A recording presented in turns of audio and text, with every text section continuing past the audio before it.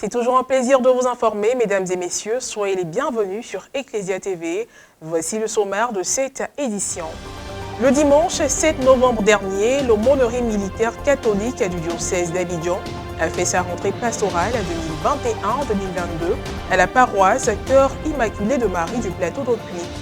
Au cours de la traditionnelle messe présidée à cette occasion par le révérend père Marc Sinclair-Oblé, aumônier diocésain militaire, l'installation de la nouvelle fraternité militaire catholique de la dite paroisse a été faite. Et puis du samedi 13 au lundi 15 novembre dernier a eu lieu la deuxième édition du grand marché religieux et gastronomique dénommé Festi Éclat, événement organisé par Radio Espoir dans le cadre de la célébration des 40 années d'existence du diocèse de Grand-Bassam et de ses 30 ans d'existence. À cette occasion, les festivaliers ont pu visiter le musée de l'histoire de l'évangélisation de la Côte d'Ivoire depuis 1895 jusqu'à nos jours. Comme je vous le disais en titre, le dimanche 7 novembre dernier, la paroisse Cœur Immaculé de Marie du plateau d'Aucuit a abrité la traditionnelle messe de rentrée pastorale de l'aumônerie militaire catholique du diocèse d'Abidjan. Celle de cette année pastorale 2021-2022 a été présidée par le révérend père Marc Sinclair-Oblé, aumônier militaire du dit diocèse en présence de personnalités remarquables de la sphère militaire, maritime et portuaire. L'un des faits marquants a été l'installation de la nouvelle fraternité militaire catholique de la paroisse haute. Le point avec Morel Poti. Paroisse Cœur Immaculé de Marie du plateau d'Aucuit. C'est dans cette église que s'est déroulée la traditionnelle messe de rentrée pastorale 2021-2022 de l'aumônerie militaire catholique du diocèse d'Abidjan le dimanche 7 novembre dernier. Présidant cette célébration eucharistique, l'aumônier diocésain militaire révérend père Marc Sinclair-Oblé a mis un accent sur les conséquences des crises sociopolitiques et sanitaires des années 2020 et 2021. Il est aussi revenu sur des propos de son éminence Jean-Pierre Cardinal Coutois, archevêque métropolitain d'Abidjan. Le 9 octobre 2021, dernier à la cathédrale Saint-Paul du Plateau, son éminence Jean-Pierre Cardinal Coutois, loin d'être subjectif, il se veut pragmatique pour les forces de défense et de sécurité. Et je cite. Or, la paix se prépare ou se consolide d'abord dans les mentalités.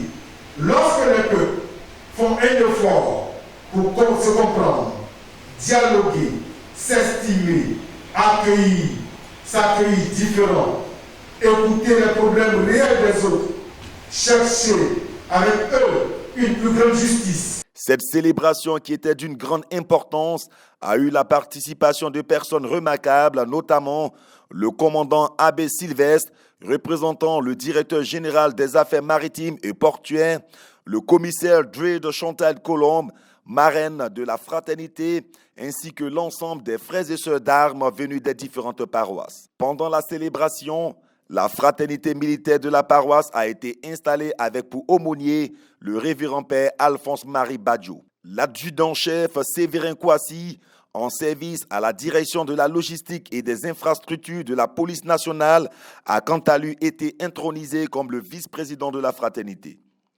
Les rites de fin ont aussi été marqués par plusieurs interventions, parmi lesquelles celle de la marraine de la fraternité, commissaire Dred Chantal Colombe. Et tous ici présents, nous avons tous un intérêt commun, qui est celui de suivre le Christ.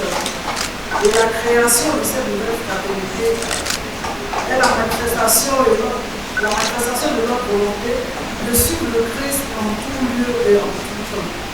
Et donc on reste tous unis pour la gloire de Dieu et pour notre sanctification, tous unis pour la bonne marche de cette nouvelle fraternité. Aussi, le commandant Ncho, épouse Seka Marie Singer des Eaux et Forêts, a pris la parole au nom du lieutenant Adama Guy Monaco pour présenter la boussole des 3 prochaines années, définie suite à un séminaire de réflexion organisé le 29 septembre dernier à la paroisse Saint-Albert-le-Grand de Cocody. Conscient de la responsabilité qui l'incombe, le premier vice-président de cette nouvelle fraternité n'a pas hésité à s'engager au service de ses pairs. Il a aussi lancé un appel solennel à ceux et celles qui sont encore réticents à rejoindre la fraternité. L'adjudant-chef Séverin Kouassi, au nom de l'aumônerie militaire catholique, a fait un don en vue de la construction de l'église paroissiale. Au thème de la célébration, le révérend père Max Sinclair Oblé, aumônier militaire du diocèse d'Abidjan, a déclaré officiellement ouverte l'année pastorale militaire 2021-2022. Je déclare ouverte l'année pastorale 2021-2022. Des propos recueillis à la fin de la messe. Cette année nouvelle, c'est de réunir le maximum de mes frères d'âme, surtout ceux qui sont encore réticents, qu'ils soient vraiment sensibles à la parole de Dieu, qu'ils nous rejoignent. Depuis que je suis aumônier militaire, durant ces 9 ans, nous avons pu obtenir des sièges de l'aumônerie militaire dans l'enceinte de la paroisse Saint-Albert-le-Grand et que nous voulons délocaliser. Nous avons délocalisé déjà sur 3 ans, 3 objectifs principaux, à savoir, nous voulons faire croître l'aumônerie, nous voulons donner une performance à l'aumônerie et nous voulons aussi assister l'aumônerie. Soulignons qu'un verre de l'amitié a aussi été servi dans une ambiance fraternelle et conviviale. Et puis nous terminons cette édition d'information avec un volet culturel.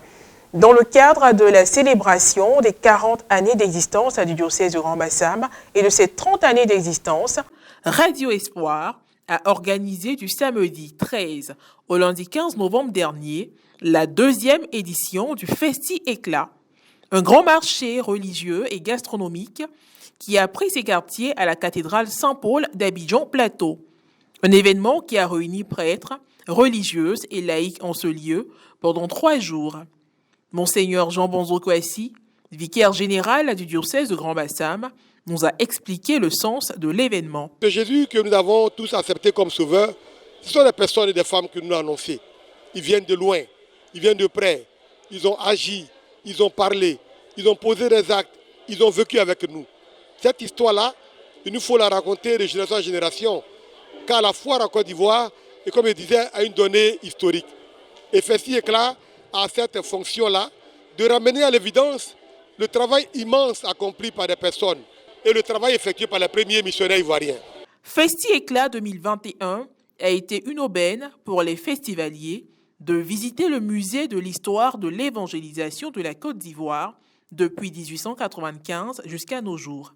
Ça fait énormément de bien de voir qu'on a des objets d'évêques, de prêtres qui sont encore là conservés.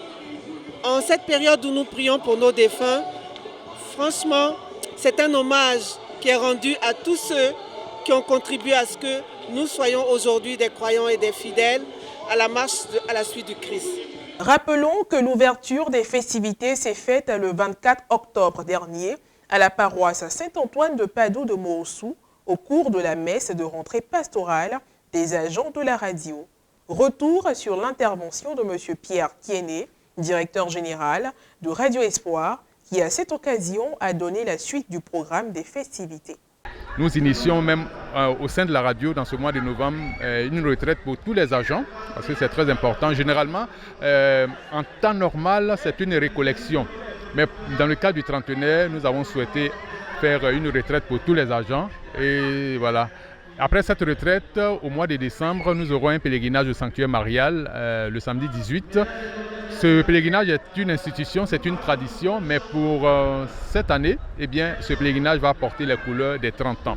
Et puis, on veut un anniversaire riche en sens qu'en fête. Donc, au mois de janvier, nous aurons un colloque. Nous allons réfléchir un peu sur la stratégie de financement de nos médias, les médias catholiques. Et puis, nous allons aussi réfléchir sur la communication, comment évangéliser aujourd'hui les auditeurs, le peuple de Dieu, les téléspectateurs à travers nos moyens de communication. Au mois de juillet, nous aurons le concert et puis en octobre, nous aurons la messe de clôture. C'est la fin de cette édition d'information. Merci de l'avoir suivi. Que Dieu veille sur nous.